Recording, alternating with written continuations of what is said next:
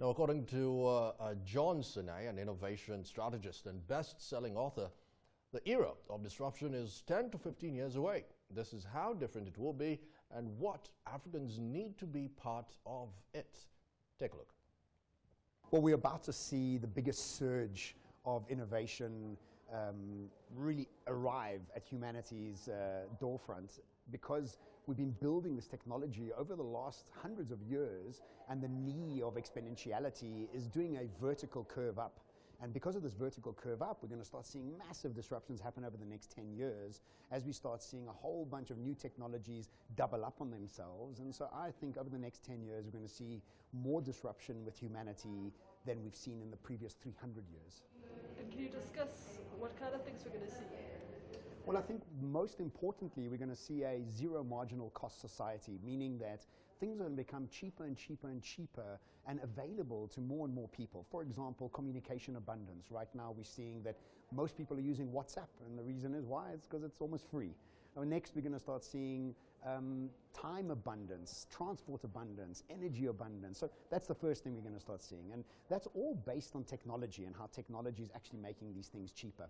But the thing that's really going to start affecting us in the most profound way is when technology becomes smarter than us. And that's really what Singularity is about. It's about this cross-section of computers becoming smarter than humans and developing their own consciousness. And this is the thing that we're tracking. And really, nobody can tell us whether it's going to become benevolent or evil, and we're going to have to wait and see how that shows up. And where is Africa going to be in this story? I think Africa's, it's never been better to be African.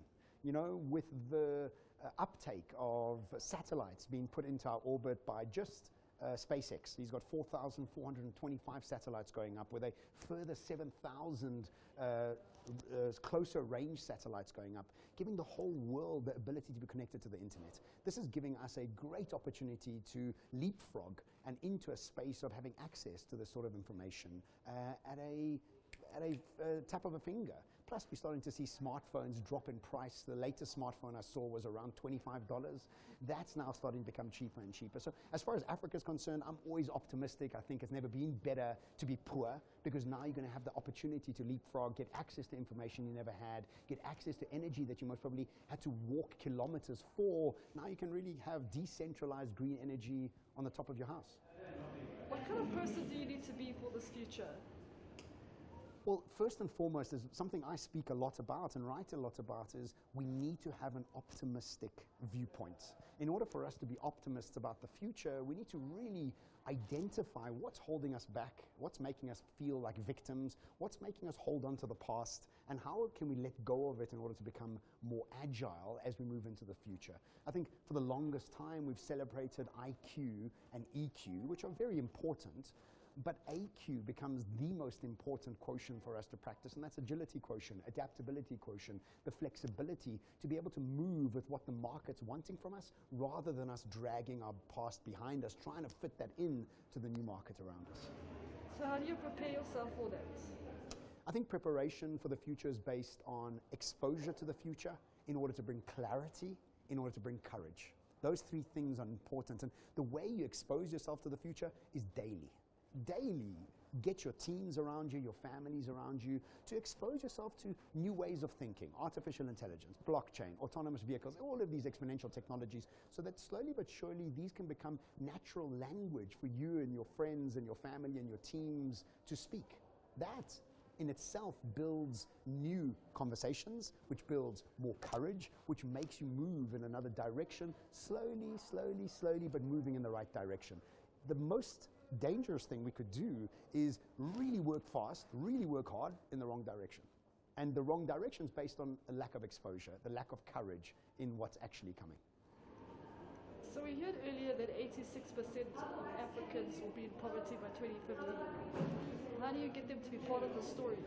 Well, that's the trajectory based on where we've come from. If we apply ourselves with exponential technologies, and we apply ourselves in a new format, and I think the talk that he was giving just now before we coming on air was very much based on, look, that's a possibility.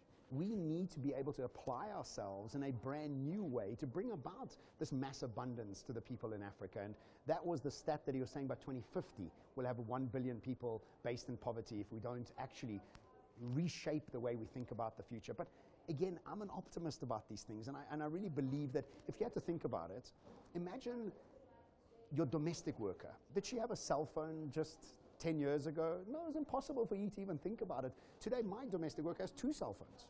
And so now look about that and the upliftment that's already happening just in our own country. Now you apply that in an exponential way with a zero marginal cost society, and I believe there's a huge surge of uplifting that's going to be coming.